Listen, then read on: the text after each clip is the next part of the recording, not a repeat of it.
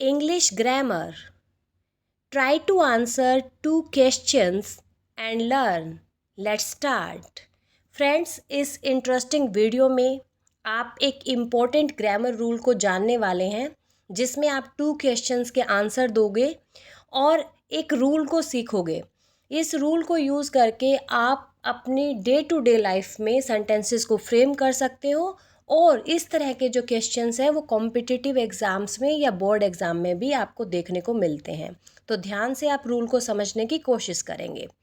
Friends, कई बार हम past को लेके रिग्रेट को एक्सप्रेस करते हैं कि पास्ट में काश मैंने वो कर लिया होता या काश मैंने वो नहीं किया होता।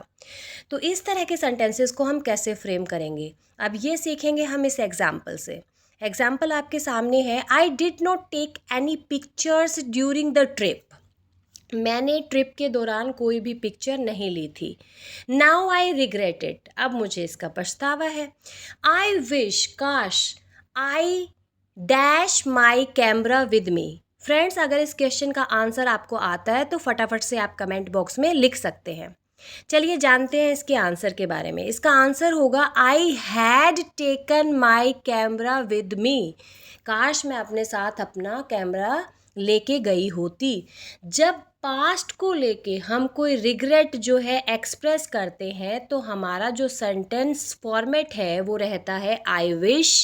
उसके बाद में हम सब्जेक्ट यूज़ करते हैं और पास्ट परफेक्ट टेंस को यूज़ करते हैं। पास्ट परफेक्ट टेंस मीन्स हम हैड प्लस पास्ट पार्टिसिपल जो फॉर्म ऑफ द वर्ब है उसको यूज़ करते हैं और सेंटेंस को फ्रेम करते हैं। तो हमारा आंसर है I wish I had taken my camera with me. इस तरह के सेंटेंसेस हम हमारी डे टू डे लाइफ में फ्रेम करते हैं। तो कभी भी आपको पास्ट को लेके कोई रिग्रेट एक्सप्रेस करना हो तो आप इस फॉर्मेट को यूज़ करके आसानी से सेंटेंस बना सकते हैं। जैसे आप भी अगर आपको कोई अपने पास्ट के रिग्रेट के बारे में बताना है तो ऐसा कोई सेंटेंस फ्रेम करके कमेंट बॉक्स में लिख सकते हैं। इसी के साथ फ्रेंड्स, नेक्स्ट सेंटेंस की तरफ बढ़ने से पहले मैं आपको एक बात बताना चाहूँगी कि हमारे चैनल के आप मेंबर बन सकते हैं और अगर आप हमारे चैनल को ज्वाइन करते हैं तो हम हमारे मेंबर्स के लिए कॉम्पिटिटिव एग्ज़ाम्स के लिए मोस्ट इम्पॉर्टेंट क्वेश्चंस लेके आएंगे और हर महीने 1000 क्वेश्चन जो हैं स्पेशली हमारे मेंबर्स के लिए हम फ्रेम करेंगे जो उनको एग्ज़ाम में भी हेल्प करेंगे प्लस उनकी ग्रामर जो है इम्प्रूव होगी, वो ग्रामर को भी आसानी से सीख सकेंगे। अब चलिए हम नेक्स्ट सेंटेंस की तरफ बढ़ते हैं। ये तो हमने पॉजिटिव में है कि हम काश मैंने कैमरा लिया होता। कई बार है कि कोई काम हमने कर दिया है लेकिन अब हम उसका रिग्रेट कर रहे हैं कि काश मैंने ये काम ना किया होता। तो नेगेटिव में इस तरह का सेंटेंस हम कैसे बनाएंगे, ये भी हम एक एग्जाम्पल से सीखने वाले हैं। I revealed her secret to others and now she is upset. मैंने उसका सीक्रेट दूसरों को बता दिया और अब वो क्या है, अपसेट है। आई फील टेरिबल, और मुझे भी बुरा लग रहा है। तो इस सिचुएशन में मेरा रिग्रेट क्या होगा कि काश मैंने उसका सीक्रेट ना बताया होता। I wish I dash her secret. Friends, अगर इस क्वेश्चन का आंसर आपको पता है तो फटाफट से कमेंट बॉक्स में लिख दीजिए। चलिए डिस्कस करते हैं इसके आंसर के बारे में। आंसर हमारा होगा I wish I had note revealed her secret.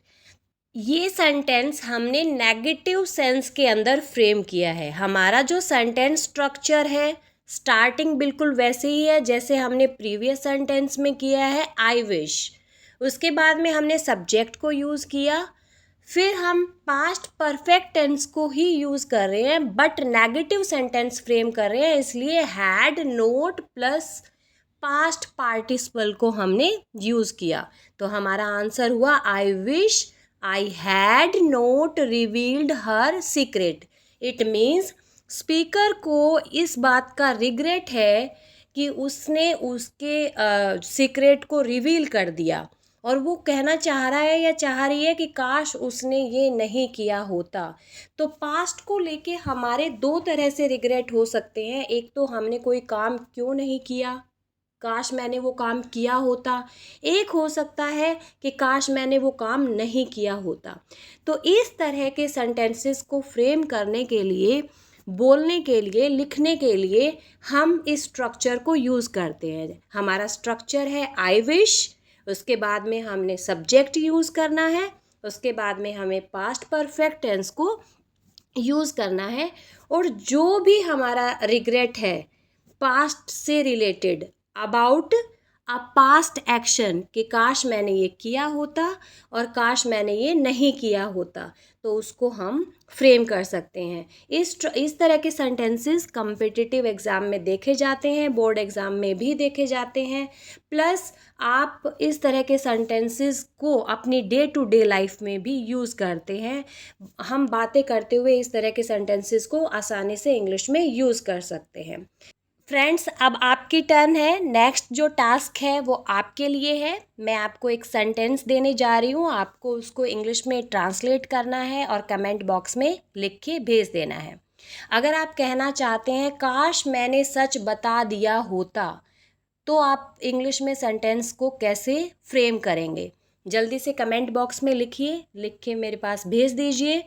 I hope ये वीडियो आपको पसंद आया होगा, ये रूल आपको समझ में आया होगा। मिलते हैं नेक्स्ट वीडियो में। Till then bye bye friends, see you letter.